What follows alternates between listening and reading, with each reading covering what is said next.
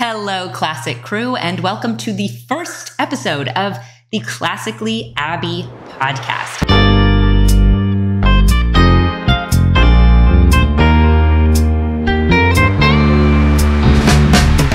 I'm so excited to be recording here and doing it for the first time completely unedited. So if you don't know, usually on YouTube, you're able to just kind of talk, and if you make mistakes, then you'll re-record things and you'll edit them. And it's very different than just sitting and talking and knowing that you can't cut anything out, which is stressful for a YouTuber. It's just like a new thing that we're doing here. And I'm very excited about it, but I'm also kind of nervous. So we'll see how it goes. Welcome to my kitchen. That's where we're filming. I hope you like this background. Who knows if it will change, but that's where we're starting out. And I wanted to tell you guys a little bit about what this podcast is going to be. So this podcast centers on classic living and traditional values, navigating the modern era as a traditional woman, as well as conversations with other people in this space. So I'm going to be kind of alternating episodes where I will be doing my own content, which I will describe in just a minute, kind of the segments that we're going to do over here, as well as interspersing those with episodes where I interview women and men who are in this space and who kind of want to talk about traditional values and all of the stuff that we like over here at Classically Abby. So I'm really excited about that. This podcast gives strength to the women who reject the modern narrative of womanhood and instead embrace real femininity. So that's the concept of the podcast. I'm really glad you're here. And before we get further into today's episode, if you aren't already subscribed to my podcast, make sure to subscribe so that you can get updates every time I post a new episode. And if you aren't subscribed to my YouTube channel, make sure to subscribe and hit that notification bell. So I'm very excited to have you here. I probably have said excited like 15 times. I need to relax. One other thing I want to mention is I would love if you would consider heading over to my Substack, where you will get access to a ton of exclusive content, including my weekly exclusive articles, my book club, my movie club, and submitting questions for this podcast. So I used to do a live stream Q&A on my YouTube channel, but I recently decided what I'm going to do kind of to replace that is if you are a premium subscriber on my Substack, which is only $7 a month or $70 for the year, which means you get 2 months for free, then you can submit questions, and each episode I will respond to a couple of questions from you all. So it's a really great deal. We have a really great community of women over there, and I think you'll really love it. So go ahead and check it out. It's classicallyabby.substack.com. So let me tell you a little bit about how the show is going to be divided up. So every episode, we will start off with an intro where we catch up. It's kind of my version of The Scoop. If you follow me on YouTube, you'll know I've done episodes of something called The Scoop, where we just kind of chat about what's going on in the world, what's going on in our lives, stuff like that. Then I'm going to follow that up with the main portion of the episode. That might be something regarding classic living. It might be regarding something about motherhood. It might be something that's going on in the zeitgeist, but it's going to be kind of the bulk of the episode. Then we're going to move on to our faith talk. So I haven't done quite a lot of this on my channel, and I miss doing it. I've done it before, but not as much as I would like to. And now we're going to bring that back into focus. So I am a religious Jew, in case you didn't know that. And I really like talking about faith and our journeys and our relationship to God. So this week, at least, and we'll see how it goes moving forward, we're going to go off of the Torah portion, or the Parsha, and you'll see where we go with that. And then lastly, we'll finish off with subscriber questions and answering questions from those premium subscribers on my Substack. So that's what you can expect from each episode. And then on the episodes where I'm interviewing people, then there might be kind of shortened versions of the intro. The main portion would be the interview, and we might skip the faith talk, but at the end we would do a subscriber question that I would pose to the interviewer, and we would discuss it together. So that's going to be pretty great. And as you can see, I've got my laptop in front of me, so I can reference all of my notes because it's a little different doing a podcast. I hope that this is something you guys enjoy. It's a little bit different for me. So let's get into it. First thing I want to talk about is what the main topic of today is going to be, which is why I encourage women to be classic. So I talk about being classic all the time. And what I mean when I talk about being classic, I want to kind of explain that a little bit. But why do I encourage it? Why is it so important? So many people get offended when you kind of tell them that there's a better way to live, and they think that it's coming from a place of judgment. And I'm here to explain why it isn't. So that's going to be the main portion of today's episode. But if you like the podcast and you're enjoying it, make sure to share it with your friends and family. So let's get into the life updates. If you're new here, I'm married with a 9-month-old baby. I will be married for 5 years in May, which is crazy. I can't believe time has flown by that quickly. And my son is the cutest. We call him Mr. Baby over here. What will we call him when he gets older? I don't actually know. Mr. Boy, perhaps. Especially if, as we have more children, then that baby will be Mr. or Mrs. Baby. And we'll have to kind of figure out the names for what we call him and them. So if you didn't know, I also keep the identity of my baby under wraps. I mean, I don't show his face on social media, and I don't use his name because he didn't consent to it. And also, the internet is a terrible place and people hate me a lot, so they don't need to hate my son. So I decided not to share that information. So that's why I call him Mr. Baby. But I love being a mom and I love being a wife. I used to be a professional opera singer. If you didn't know that, that's partly why I chose the name Classically Abby, because I was a classically trained opera singer. And I moved away from that partly due to COVID. That just kind of stopped a lot of the performing stuff that was going on in the world. But even before COVID, it wasn't going to be my full-time career because I wanted to be able to devote my time to my family. And being an opera singer is really not conducive to that. You're traveling all the time. You're just away from your family, and it's just too hard. And I didn't want that. So I ended up doing content creation, talking about the stuff that I'm really passionate about. I feel that this is my mission, to talk about classic living and traditional values and modern femininity, and helping women find their place in this world that's telling them all of the things that they should be doing that will only lead them down a path of unhappiness. I've been a content creator for about 3 years now, and that's kind of my background. So one of the things I want to mention today, if you're watching, is my hair. So I used hot rollers today. I've been trying to figure out kind of my daily schedule, because let's be honest, having a routine with a baby is very difficult, especially because babies change and grow so quickly that as soon as you get used to one rhythm, everything changes and that rhythm is no longer relevant. So Mr. Baby crawls like crazy nowadays, and he is just getting into everything. So trying to even sit down to do my makeup, do my hair, and film is a whole process. It's almost impossible.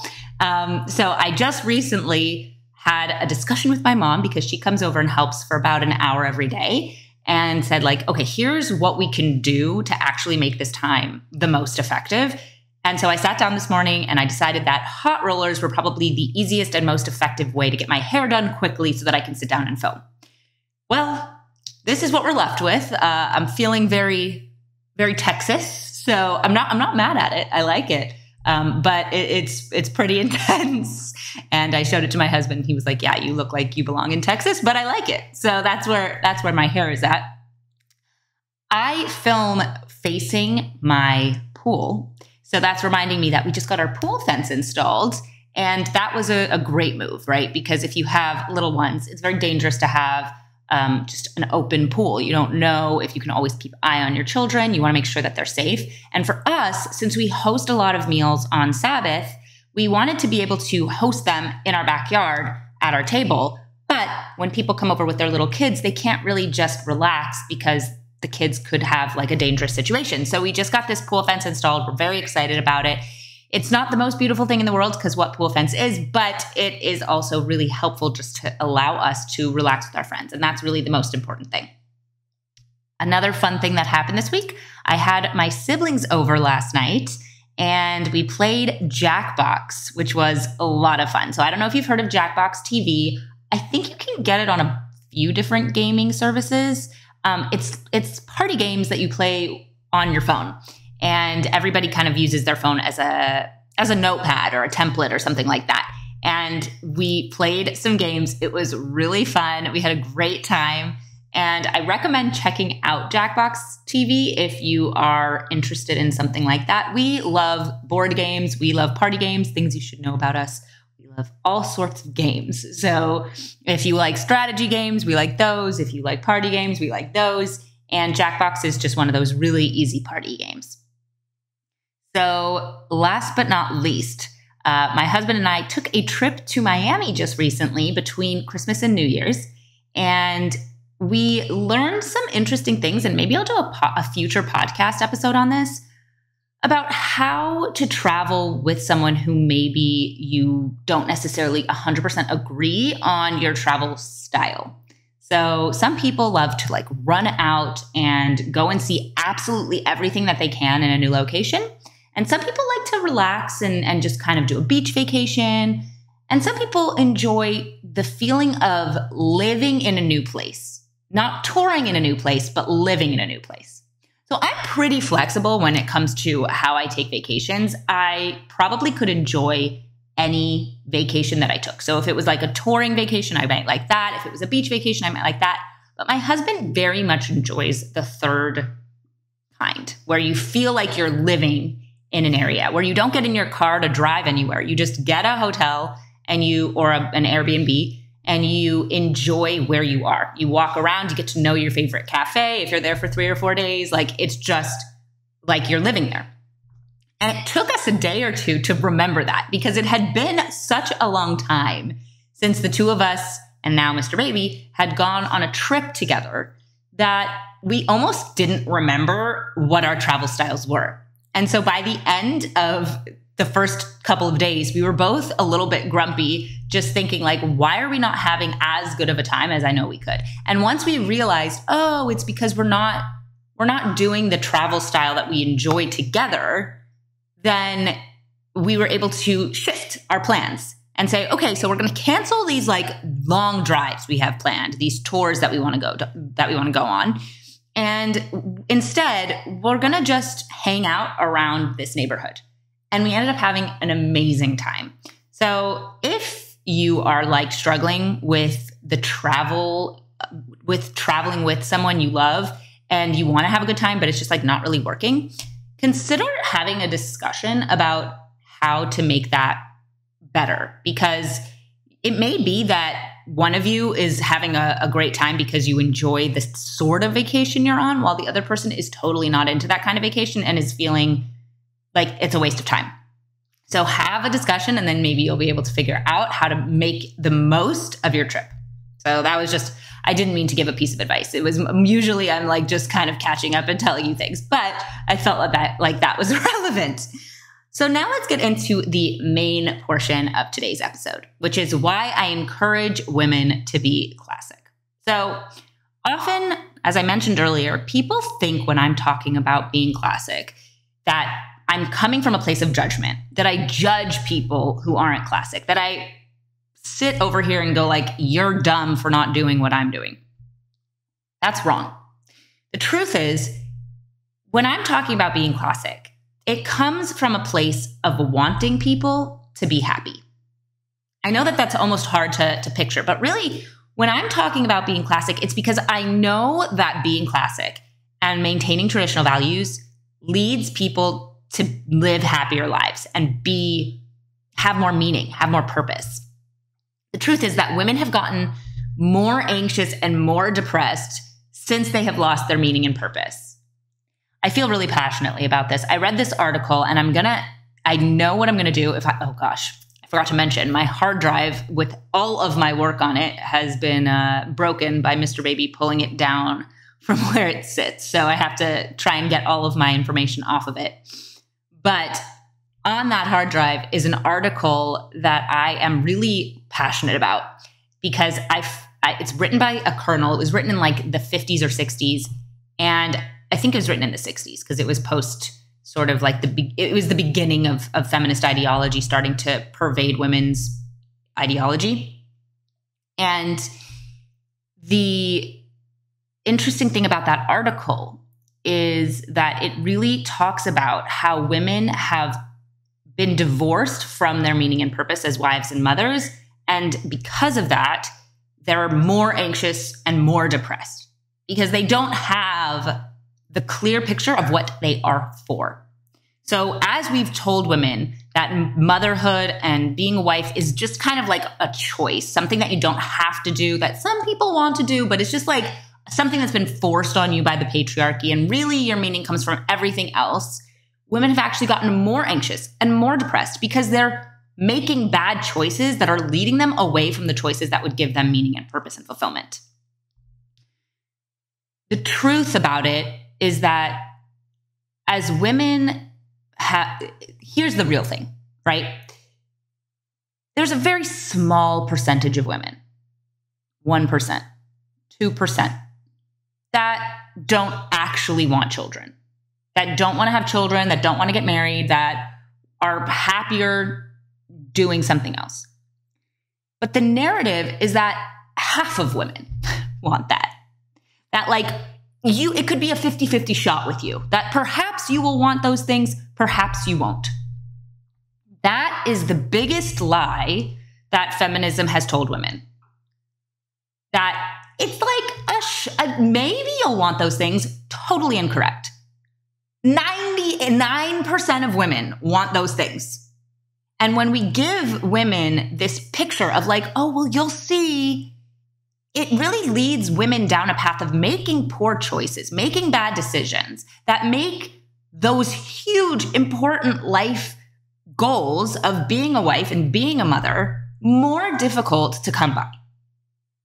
As you are putting all of your energy into a career that may preclude you meeting the right guy or may preclude you having children, you are really ending up making choices that are pushing you away from the things that you need to do to feel good about yourself. And not only good about yourself, but have purpose in your life.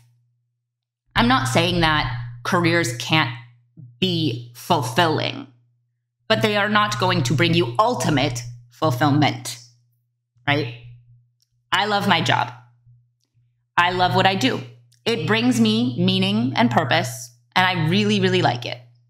But if I had to choose between this job and being a mother or being a wife, this job wouldn't even come close.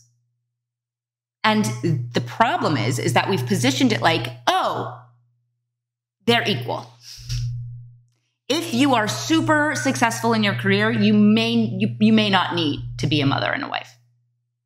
And it's just incorrect.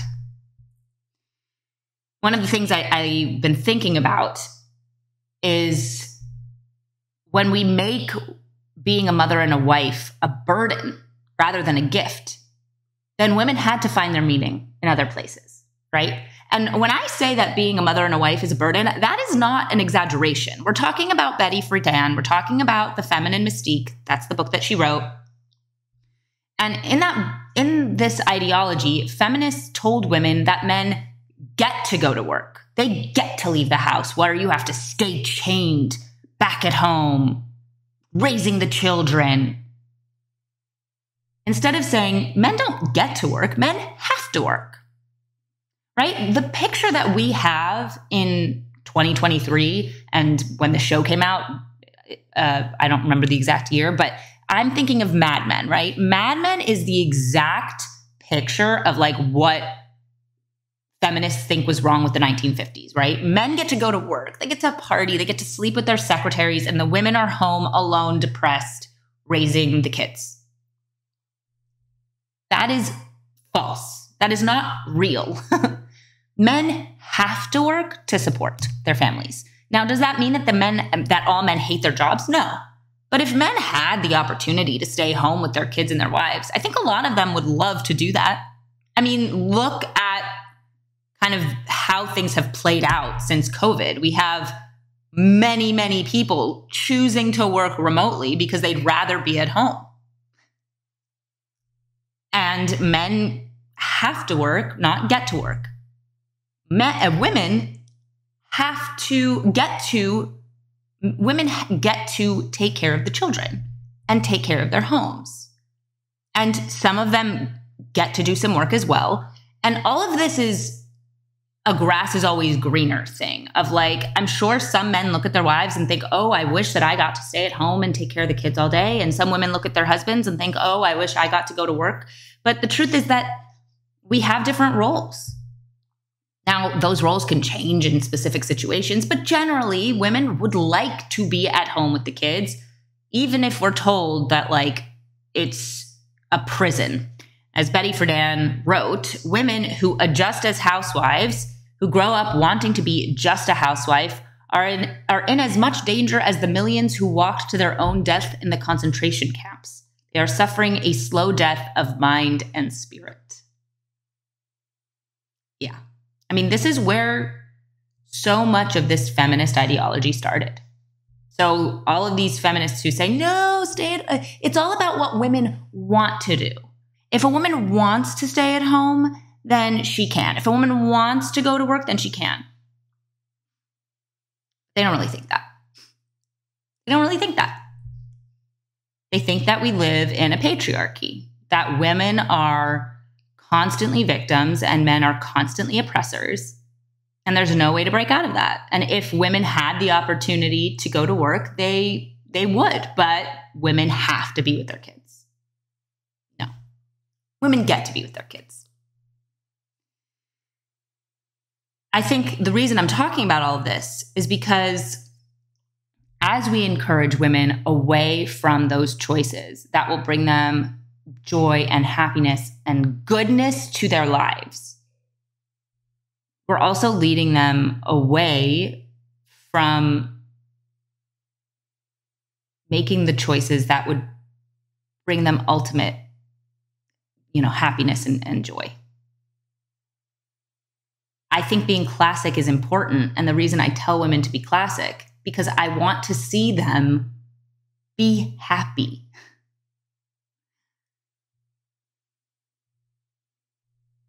Okay. So now, I think we have a question here of how do women find meaning and fulfillment before they have children and get married? This was something I struggled with as I was talking about, the two things that I always talk about for women is being a wife and being a mother. Now, again, I don't think that you can't work. I just think you have to have your priorities in line. And I think you have to understand what comes first. I think that one of the things that gets me is women who talk about going to work rather than being at home with their kids if they had the option. There are women who have to work because they need to help support their families. And then there are the women who want to work, and so they hand off their kids to someone else. That I'm not as much a fan of. I think that women, if they have the choice to be at home and can be at home, they should be at home with their kids. Now, if their kids are in school, then great, use that time and work. But if your kids are at home, then what are you doing by choosing to do something rather than raise your children, the thing that's of ultimate importance?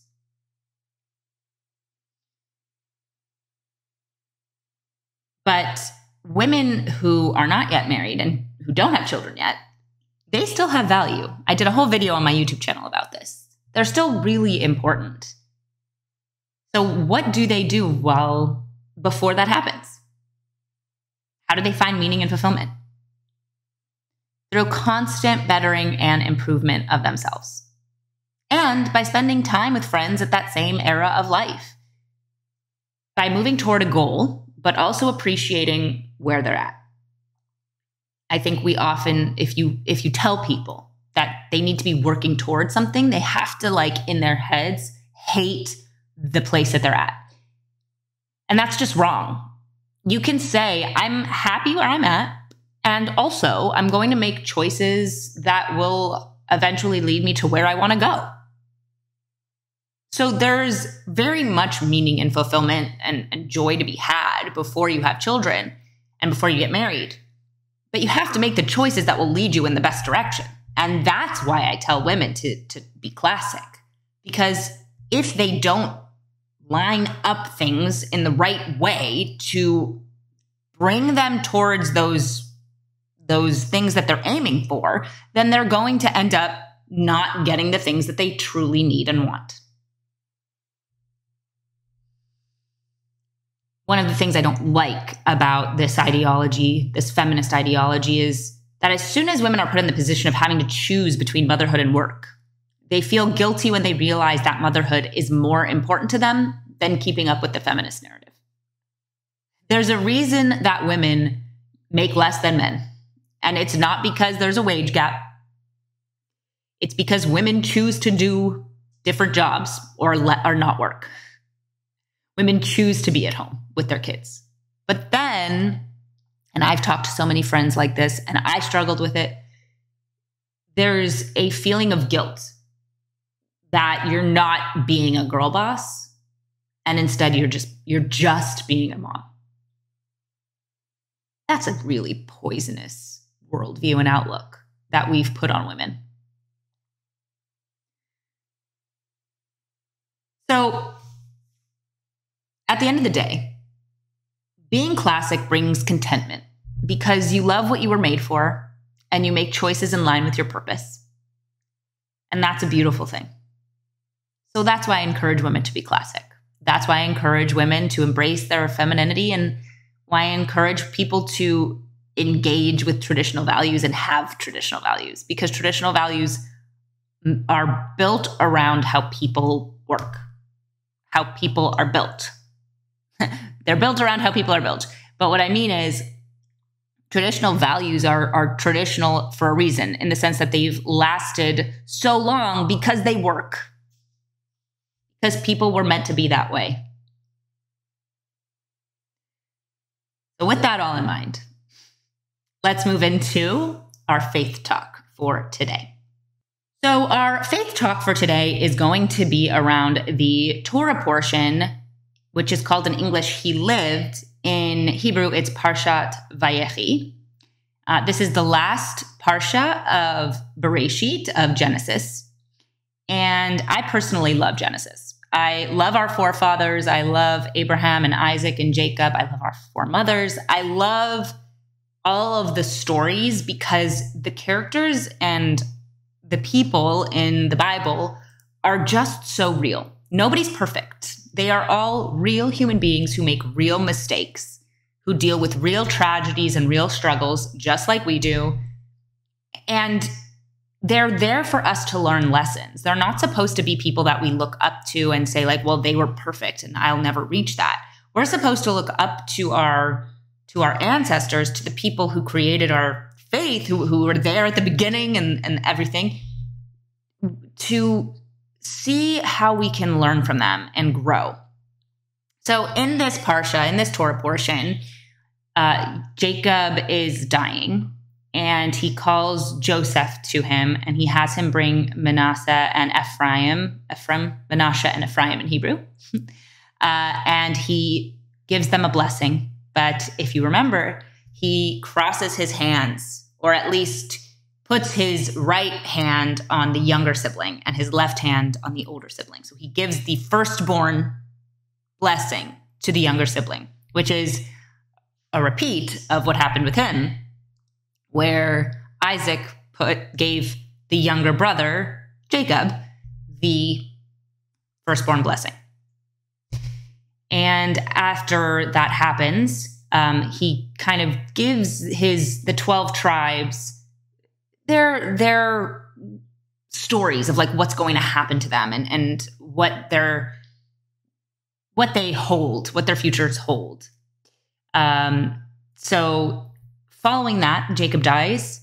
He's brought to Israel to be buried, and to Canaan at the time.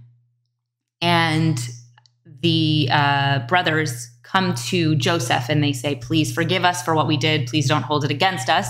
If you remember, the brothers sold Joseph basically into slavery, and then he ended up rising the ranks in Egypt.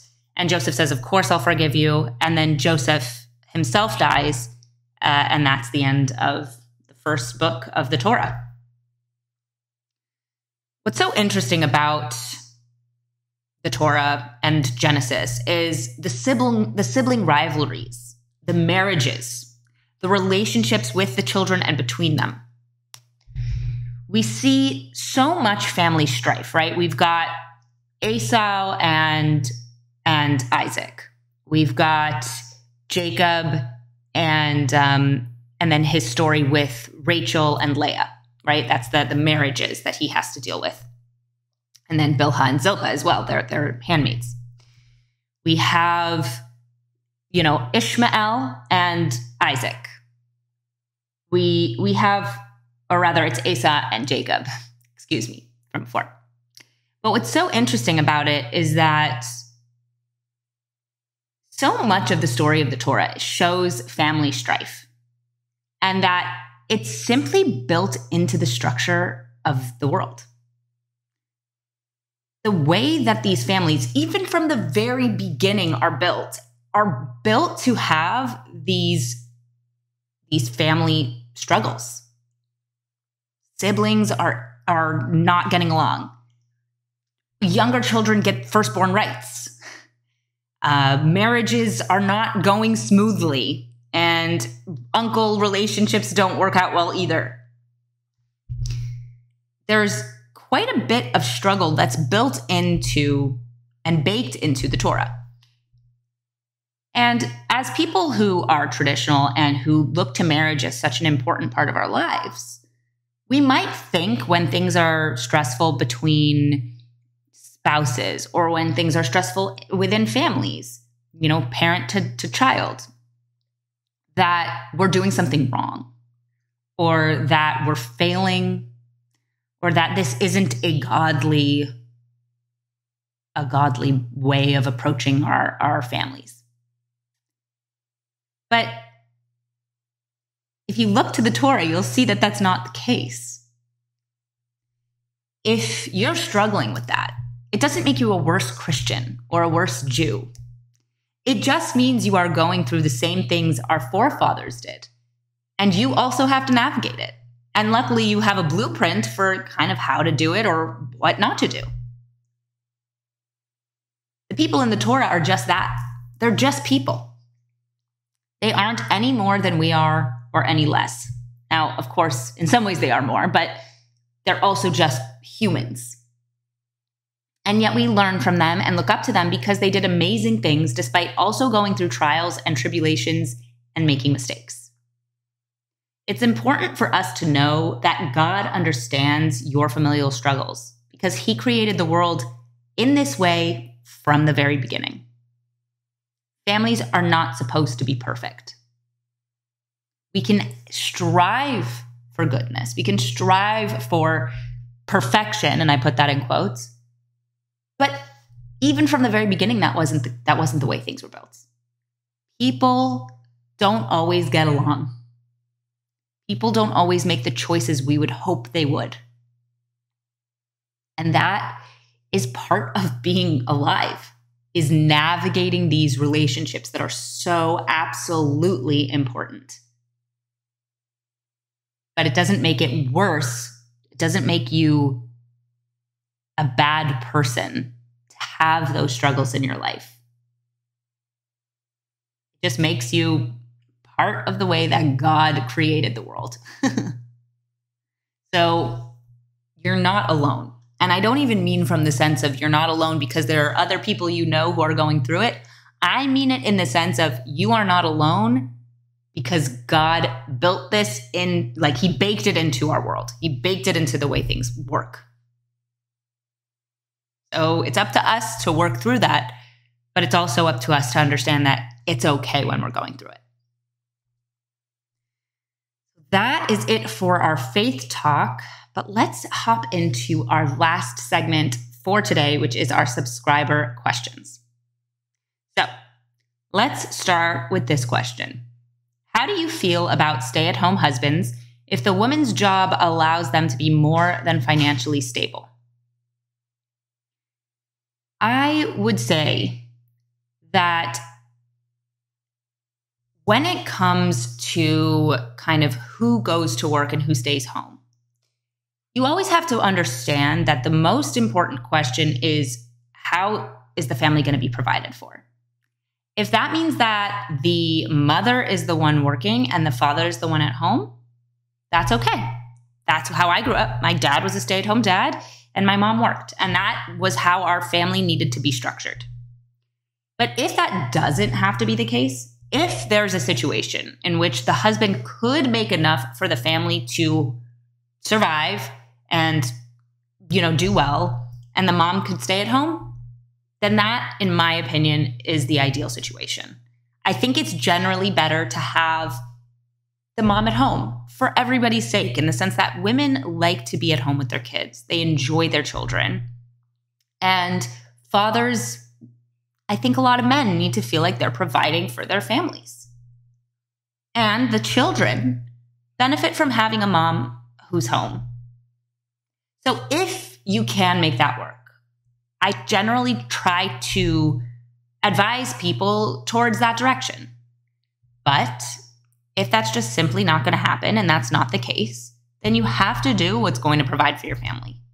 So if the woman's job allows the family to be more financially stable, then maybe she needs to work and the husband can stay home.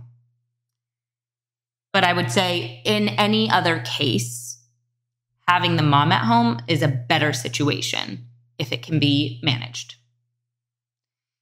Next question is, as a new mom to 2 and a working mom, I'm struggling with what I thought this journey would look like and what it is. I am loving my babies, and I'm struggling with the fact that I have to work. I work 2 days out of the home and 1 day from home. I am luckier than so many people. I currently have a nanny for 2 days. I still feel so torn. I feel like I'm never fully present as a mom because there is always work to do. I'm a professor, work never stops. And at work, I feel bad I'm not with my babies. Logically, I know that good children have been raised and raised well in all kinds of families. But still, I feel like I'm not being the best mom by not staying home. I believe in traditional values. I want to homeschool one day. My husband works overtime all the time to make me stay at home one day. And still, I feel guilty. It doesn't make sense. How do you manage the expectations you had of motherhood to the realities? That's a great question. And I want to say I get it very much so. Because I think that for me, I'm constantly trying to balance, motherhood, wifehood, content creation, community involvement, like all of the different things that I do. It's the work-life balance is real. Even if your work is homemaking, it's real. Just trying to get everything done with a toddler that's running around is very, very hard. But I think one of the things, first of all, you're doing absolutely everything you can to be at home with your kids. So I would not feel guilty at all if I were you. Like, you are doing everything right. Your husband working as hard as he is, I mean, what a blessing, truly. The fact that you're able to be at home with your kids as much as you are, a really, really wonderful thing. And you're not doing anything wrong by trying to make it a situation where you get to be home with your kids. And you're not a bad mom for not staying home when you can't. I mean, there's so many amazing moms out there that have to work. I mean, that's the most important thing, is getting food on the table, making sure there's shelter, making sure there's those things that you all really need to survive. So one of the things that I've found is helpful is that I always feel like I need to be really directed with my son. That if I'm not paying full attention to him and Montessori style being with him and working on his development and making sure he's learning to be independent with my involvement, that I'm not being as good of a mom as I should. And the thing that I always remember is, for generations, for thousands of years, women had the children at home and the children were not getting directed attention. They were just there while the mom was trying to get everything done. And the way that they learned was by watching or participating. And so it's not about us as moms always needing to put our entire focus on our kids. It's about us as moms having the kids learn by being a part of the daily routine, by being part of the daily actions and all of that. If you're putting your kid in front of a TV so you can get things done, maybe not the best move. But if you are having your child just kind of be around while you do things, I think that's great. Like, that is the most positive thing, is having your baby help you while you do things. And yes, it might slow things down, but that's not the big thing. The big thing is that the baby's with you and learning. You don't have to feel bad for not being the stay-at-home mom you wished you could have been. And as far as managing your expectations of motherhood, motherhood is really about doing your best to raise this little person and bring them to the best person that they can be. And what that looks like is a little different for everybody. You know, for me, like I mentioned, it's about having my son watch what I'm doing and participate. But for you, that will look different because what you do each day may look different than what I do each day. If you are being an involved mom and you are putting your children first and you're prioritizing, I think that you're doing everything right. And managing those expectations really comes down to, like I mentioned, knowing how motherhood was dealt with for thousands of years before it became like this really intensive project where people either outsource the project of motherhood to somebody else so that they can go out and work and do their own thing, or where you as mom have to be like in it all day, completely focused on your child. Being a mom is about being there for your baby, but in the sense that they're learning along with you, alongside you. That's my answer for that question. And that is today's episode of the Classically Abby podcast. I hope you guys enjoyed it. Let me know your thoughts in the comments on YouTube, or head over to my Substack where you'll be able to comment on my post. I'm so glad you're here, and make sure to subscribe to my Substack newsletter so that you can submit questions for future podcast episodes, to my YouTube, and to this podcast wherever you listen. Thank you guys so much for being a part of today's episode, and we'll chat in the next one. Bye.